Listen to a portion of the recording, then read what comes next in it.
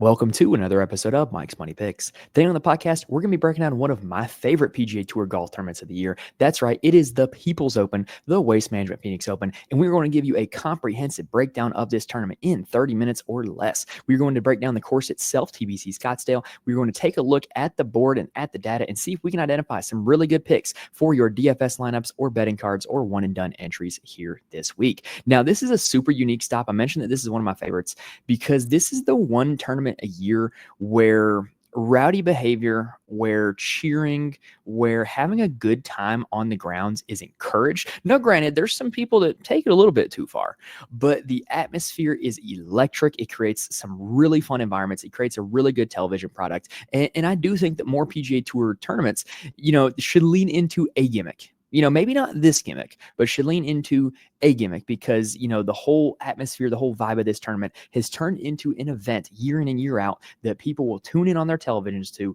that people will remember. Outside the majors is probably one of the most memorable events, most identifiable events, most known by the general public, I would say. So I do think that the gimmick that this week has is going to just create a really good environment, bring a lot of eyes to this tournament, and I'm really looking forward to breaking it down. Now, make sure you are subscribed to the channel. That way you can be with us for the rest of the content all PGA Tour season long. We will be giving these weekly breakdowns, and like I said, we're going to be doing them in 30 minutes or less. You will not find a more comprehensive breakdown in a more efficient time slot than these breakdowns anywhere on the internet. So with that being said, clock's running. So let's go ahead and get started. Let's go ahead and start talking TPC Scottsdale.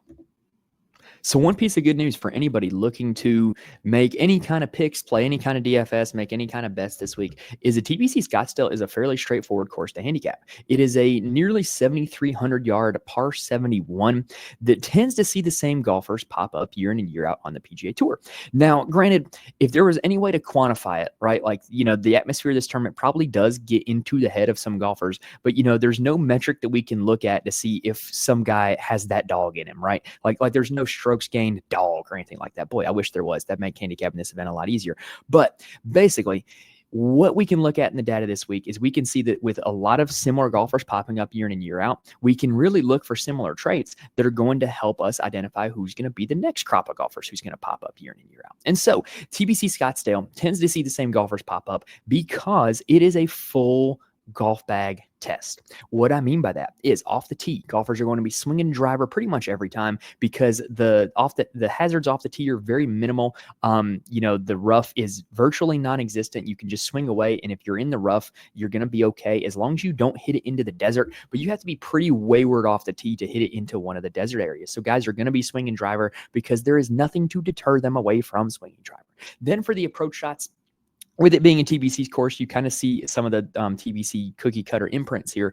You're going to use your whole bag on approach shots. There's going to be wedge shots, short iron shots, mid iron shots, long iron shots. It is what it is. It's a full bag test. And so guys who are good at all levels of approach are going to be able to separate here. Really, you do see guys who are elite ball strikers play well here more often than not because you can separate with your off the tee play, with your driver, and with your approach play. But like I said, you have to have a complete game. Green and regulation percentage is not super high this week. So scrambling is going to be a big deal. You're not just going to see guys hitting every single green. So you're going to have to be able to get up and down under pressure if you want to play well. The greens themselves are a Bermuda base with a POA overseed. We talked about this a lot last year with this and the other courses that feature it, but basically Bermuda grass in this climate is dormant this time of year. And so it's overseeded with POA, and it makes it a really thick, really carpety grass that really rolls true. And you tend to see bad putters putt well here because it just really rolls true. Like there's not a whole lot of nuance. There's not a whole lot of trickeration to it. And one of the most fun things about this course is its end stretch, which you can see on YouTube if you are watching along with me right now. Basically, starting at hole 15, you have got a risk reward par 5 where eagle can be had as well as bogey because there is water surrounding the green. Then you've got the famous stadium hole, the 16th, the par 3, which is actually quite simple, but the environment makes it super raucous and super pressure filled. And then you've got the 17th, which is a drivable par 4 with water in the back. So not only is eagle and birdie in play, but bogey is in play also. And then the 18th is a lengthy par 4 over water that is heavily bunkered. So you've got just an elite finishing stretch of what I believe to be a really cool golf course that is a test of the elite like the whole golf bag. Like it's just a test of elite golf ability, right? And to me, it's what makes this tournament like such a great lead into the Super Bowl. Like if you're having a Super Bowl party, you're having friends over, don't put on the pregame show. Like we've seen enough Super Bowl pregame at this point, right?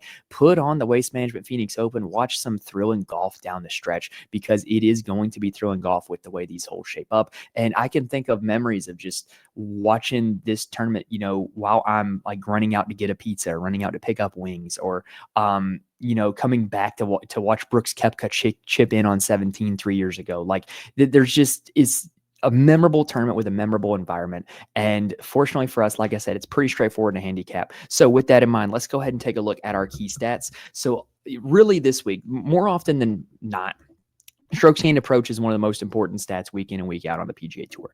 I think strokes gained off the tee is quite important this week. So if you want to combine those two into the ball striking categories, I think you can, because if you're good with your driver, you can basically start on second base at this tournament, because you're going to be putting yourself in a position where you're going to have shorter clubs into greens. You're going to have like better angles into greens, and you're going to be able to deliver better approach shots than your peers are if they're further back in the fairway or not in the fairway. And so another stat I think you can look at with, thinking about the off the tee prowess, good drives is something that I'm really looking at this week. Good drive is a measure of A, did you hit the fairway? If yes, then you get a check. B, did you hit the green in regulation? If yes, you get a check. So basically, it's kind of an off the tee and approach stat that measures, hey, did you keep the ball in a situation where you could still get the green in regulation after your tee shot? And I think that's going to be big time in play here, because the rough is so non-penal. If you're just keeping the ball on the planet off the tee, you're going to be giving yourself a chance to win the tournament with your approach play. And speaking of that approach play, I love the concept of opportunities and opportunities gained this week. Basically, did you give yourself a 15-foot or less birdie putt? Because this is a green style that is very makeable for putts the closer you are. It's kind of tough to make long putts, but the closer you are, the more likely you are to make it. So I think opportunities and opportunities plus, if that stat is available to you, is something that you can really look at. And like I said, I think you're going to have to scramble this week because you're not going to hit every green, and being able to scramble from wherever you're at, whether it's the desert, whether it's the bunker, whether it's chipping from short grass, whatever you got, being able to scramble is going to matter.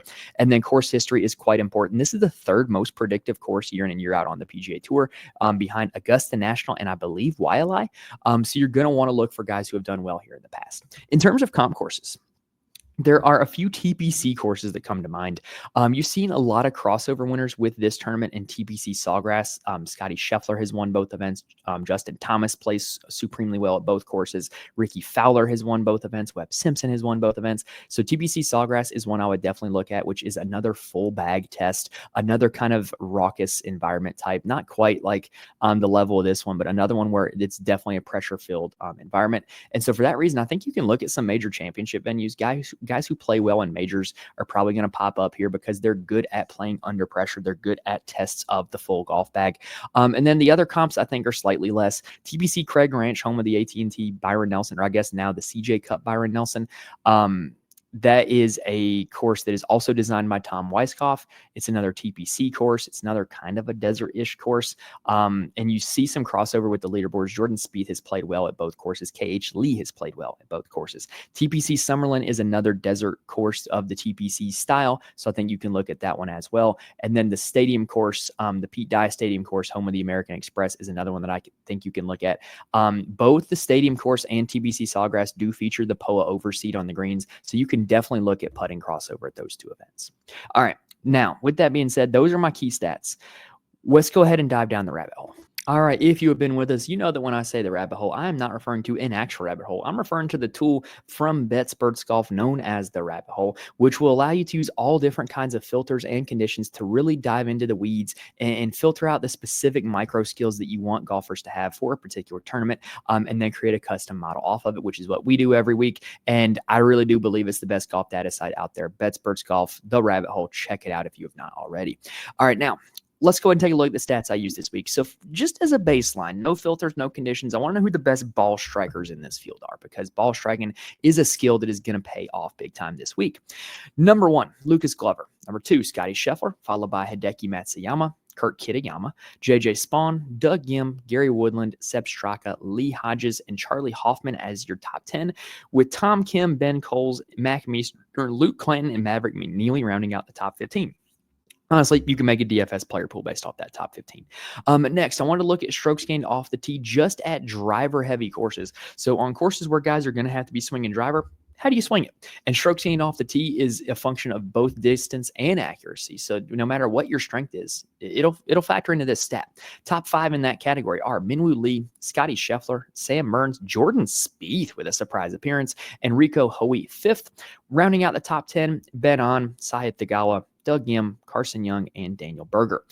All right, now when you make it just good drive percentage, which we talked about earlier, top 5 in the field, Daniel Berger, Ben Martin, Patrick Fishburne, Carson Young, and Doug Yim.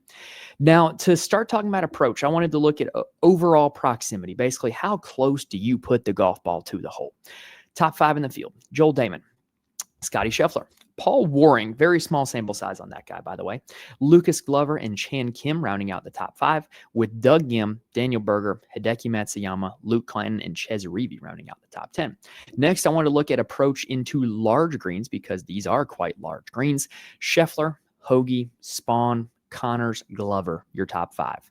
Kitayama, Matsuyama, Gim, Meisner, Taylor rounding out your top 10. Again, that's like a who's who of guys who play well at this course and play well at this type of course. Now, scrambling is another thing I wanted to look at because you're going to be scrambling from all types of environments this week. Top 10 in the field, Matsuyama, Scheffler, Bud Cauley, Henrik Norlander, Denny McCarthy, Christian Bezuidenhout, Sam Stevens, Sung J M, Grayson Sigg, and Nate Lashley. Now, when you filter out just the POA overseed, so the rabbit hole, last year, I didn't complain, but I did it. But for courses that had this Bermuda with a POA overseed, I would just click the courses that had it and then look at putting from those courses. They now have it as an option in their data. They have it just as POA Trivialis, which is the strand of POA that is overseeded with the Bermuda. I don't know a whole lot about agronomy, but I know enough to make that statement with confidence. And so when you look at just POA Trivialis putters, here are the top 10. Sam Ryder, Ben Griffin, Matt Kuchar, Taylor Montgomery, Denny McCarthy, Nick Taylor, Christian Bezuidenhout, Jacob Bridgman, Sam Burns, and Sahith Theegala. When you look just at TPC Scottsdale, who are the best players in this field through their careers?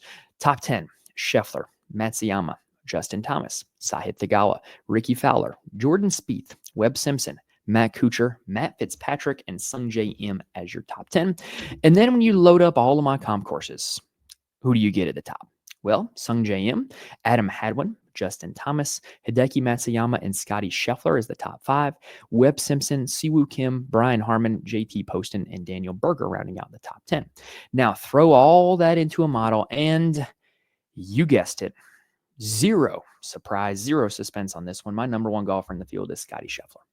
And I got to say, I'm not shocked. It's very expected. He's the best golfer on the planet at a course that he's played very well at a style of course he's played very well at.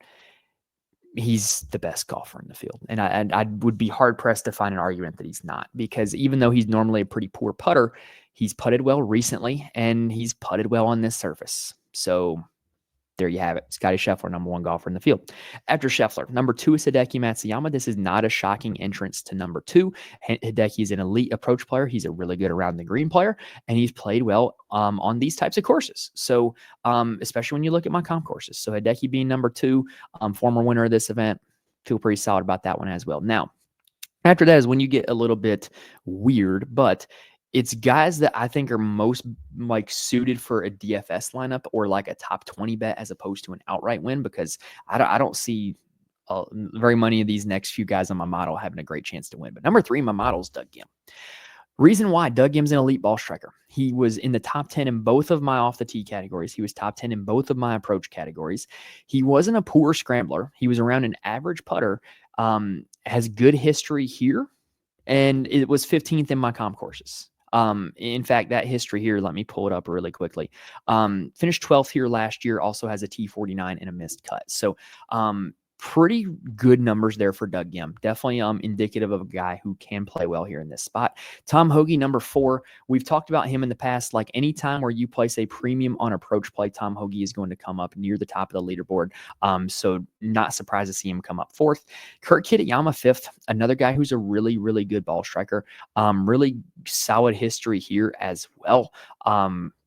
So no complaints about him coming in 5th. Like I think that's absolutely a viable play. Daniel Berger is 6th. Daniel Berger, another guy who is a really good ball striker. Mixed history here. Before his injury, he did have 3 top 11 finishes and 3 missed cuts. So it seems like you get good or the bad with Daniel Berger.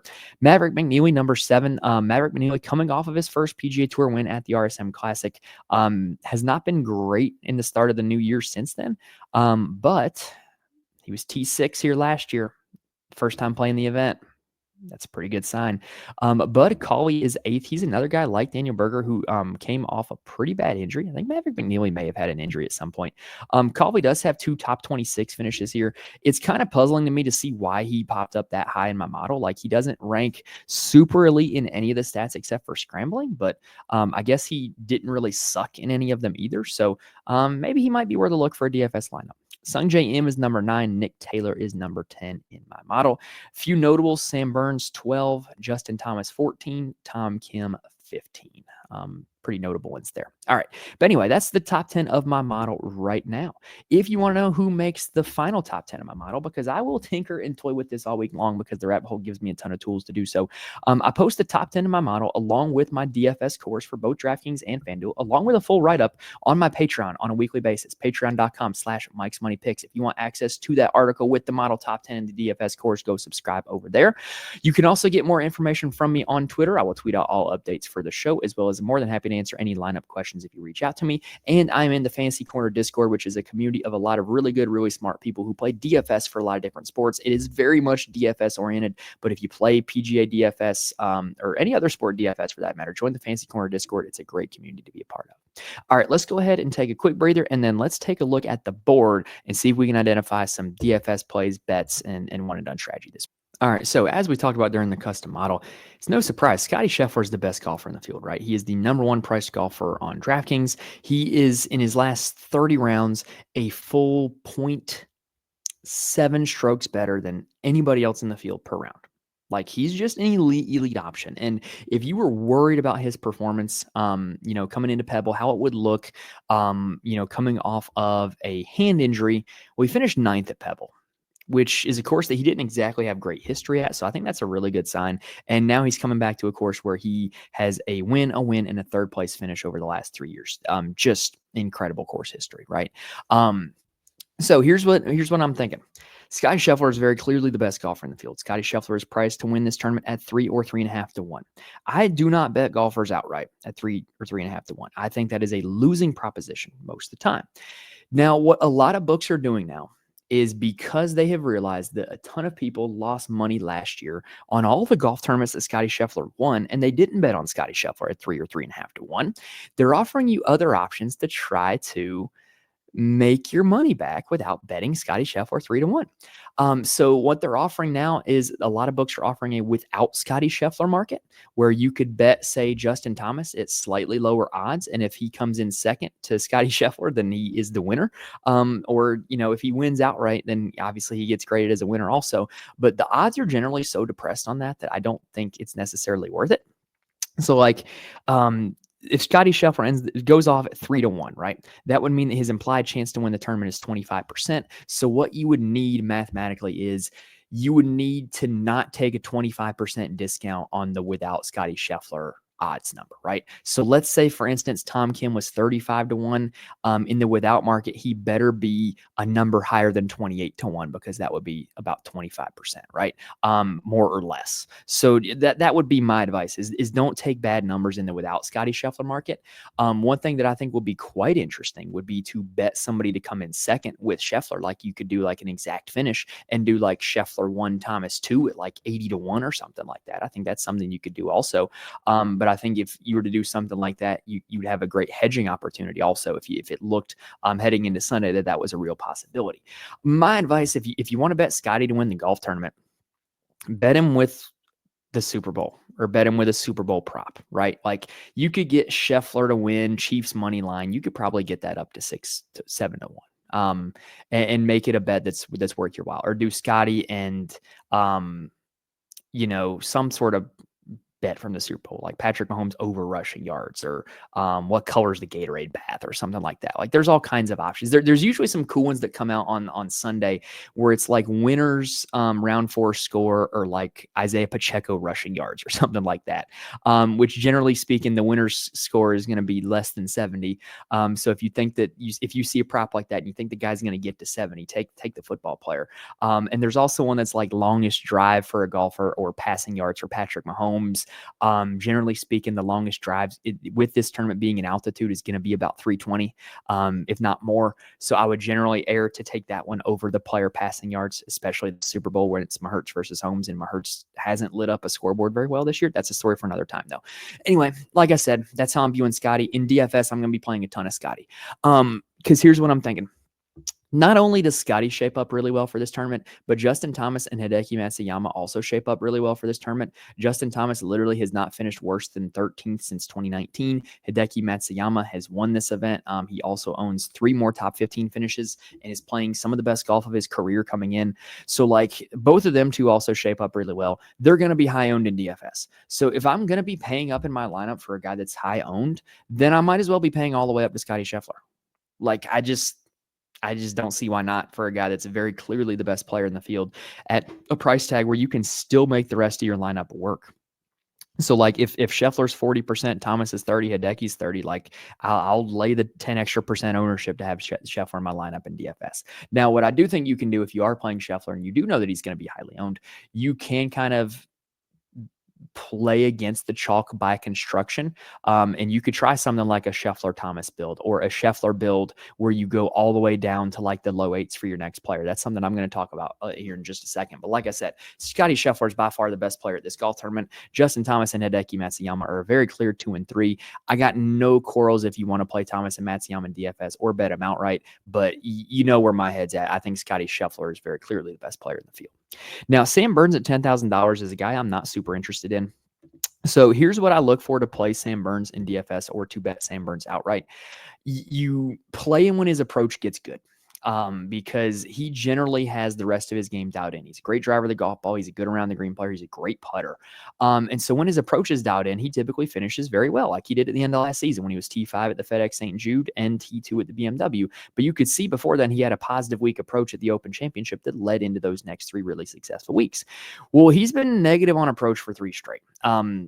His approach plays the weak part of his game, which is why he doesn't win a whole lot of tournaments for his perceived value. Even though he's very skilled and has the rest of his game very dialed in, you play Sam Burns when his approach is really good, and right now his approach is not good, so I'm not going to be playing Sam Burns.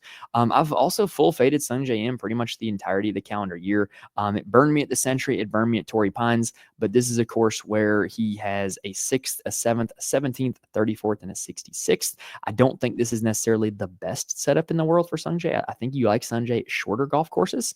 But that being said, he's a great off the tee player. I don't know. I'm probably not going to play Sungjae. I'm probably not going to play Corey Connors either, because I really like Tom Kim. I really like Tom Kim this week. I know he's catching a lot of flack for his slow play, yada, yada, yada, whatever. Cry me a river. I think slow play needs to be fixed on the PGA Tour, but I'm not going to get mad at the individual players until the PGA Tour puts a rule in, and then it's the players not following it. But Tom Kim is an elite level approach player. And at Pebble Beach, he continued to be elite with every club in his bag, en route to a T7. And he put a shot out of bounds on, I believe it was Saturday, that if he just managed that shot better, he probably finishes in the top 5. I think that desert golf is great for Tom Kim. I think he is built for this atmosphere. We have seen him play great at President's Cups and at major championships.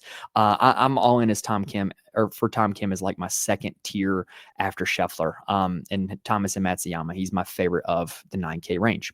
Sepp Straka is all the way up at 9,400, and he's playing some of the best golf of his career, and this is the type of course that I think you like Sepp at. Like, I don't think you like Sepp Straka at long golf courses. I think you like him at more shorter golf courses, and his approach play has just been dialed in. He's gained over a stroke per round in each of the last 3 rounds. He is generally not a good around the green player, but he was really good at the American Express and at Pebble Beach. So I think this is a pretty good spot for old Sep. I really think that this is a good spot for him. $9,400 on DraftKings, very reasonable price. He's going to make some of my DFS lineups. Kurt Kitayama and Maverick McNeely showed up a lot in my model. I will be playing a lot of them. And then I'm going to kind of skip a lot of the next guys because I want time to talk about the low 8K range to high 7K range. Like I said, I think it could be a very viable strategy to build a lineup with Scotty and then a lot of guys in this range because there is so many guys in this range that I like just so many. So let's talk about Akshay Bhatia first. If you're a longtime listener of the podcast, you know my affinity for Akshay. He's a lefty. He's from North Carolina. And he just oozes swag to me. I like the guy. I'm a fan, and I'm going to continue playing him in DFS. I'm going to continue betting him outright to win tournaments because basically, if you look at Akshay at the start of his career, he couldn't putt. And when he figured out how to putt, he started winning, and he started playing really well down last summer when it was all clicking. And right now, he's got the putter clicking. At Pebble Beach, he flipped back his approach play. It was the first tournament he played on American soil since the century. He flipped back his approach play. He's generally a good off the tee player. He's generally a good around the green player. And if he's got the putter going and he's got his approach play going, I'm here for Akshay. I think this is a really good spot for him, really good course for him, even though he did miss the cut last year. He's a guy that I'm just going to continue to play. And he's another guy like Tom Kim. I think he's built for this type of environment. Just younger guy, plays with a lot of energy and passion. I'm here for it. Siwoo Kim is a guy that is coming off a 3 straight top 25 finish or top 26 finishes at this event. Played really well at Pebble Beach, is really good at desert golf, is really good at a lot of my comp courses. $8,000 for Siwoo Kim. Let's fire it up. Minwoo Lee has a lot of interest from me as well. So Minwoo is generally not a good approach player, but in his recent events in Europe, he was good on approach. Ending the season last year, he had a good approach week at the Zozo, was really good on approach at Pebble Beach, and we know he is an elite driver of the golf ball. He's a guy that can get nuclear hot with the putter. So if Minwoo, he's kind of like younger Sam Burns, right? When his approach play gets good, you play him, and he's coming off of a good approach week. So I really think this is a good spot for Minwoo. JJ Spawn is another guy that I really like also. He is coming off of just an elite run of golf, starting with this calendar year. He's been dialed in on approach. And if you just look at approach for this field, like nobody else in the price range is like even in the same category as him. Like he's just a great approach player. And I'll bet on great approach players every single time. So like I said, that low 8K, high 7K range, a lot of interesting names. I just mentioned 4 of them. Those guys are all going to make my DFS lineups. I really do like them all this week. Austin Eckroat's an interesting name to me. So this guy's supremely talented. I just think he's next up. Like he's young, he's up and coming. I think he's going to be really good. At Pebble Beach, he was terrible around the green. He has continued to be terrible around the green pretty much dating back to last year, but he's got every other aspect of his game going. And if he's going to be good off the tee, good on approach, maybe you don't need to be as good around the green. I do think that this is a course that necessitates around the green play, but maybe if you hit enough greens, you don't need it as much. And so, if that's going to be his one weakness, I do think he's good enough in the other categories that he can make up for it. We've already mentioned my affinity for Tom Hoge and Daniel Berger in this range. Y'all know I'm also a fan of Thomas Dietrich. Played this event last year, finished 28th. Really good world traveled player that's good in like different type of environments, of which this is one, with it being desert golf. Really firm and fast conditions, which should suit him well for a guy that is used to playing in Europe and overseas in pretty much any environment. I like Thomas Dietrich a lot this week. My model also popped out Doug Ghim at 7,200. Like him a lot this week. Looking down the board, the 6K range is a little tough. The model loved Bud Colley. I kind of like Ryan Fox for the same reasons I just outlined for Thomas Dietrich. He was 41st here last year. That's not a bad look. So here's what we'll do. For this 6K range, let's look and let's see if anybody is really elite on approach, or really elite in the ball striking categories. And then let's look and see if anybody has really good course history. So your elite ball strikers would be Kevin Yu, Matty Schmid, Michael Kim, Rico Hoey. Those would be guys that you could look at that are elite ball strikers. Lanto Griffin's pretty good. Carson Young's pretty good. Joel Damon's really good. Henrik Norlander and Ben Coles rate out really good as well. So now let's look and let's see if there's anybody with course history ties.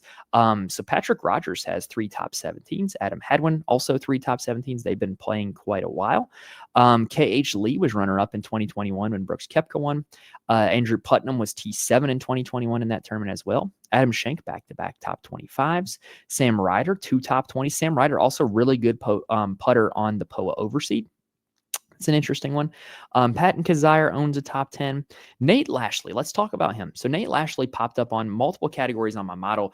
Really good scramble, really good at the good drive stat, and owning a 17th and a third here, that's pretty solid. That's like really good.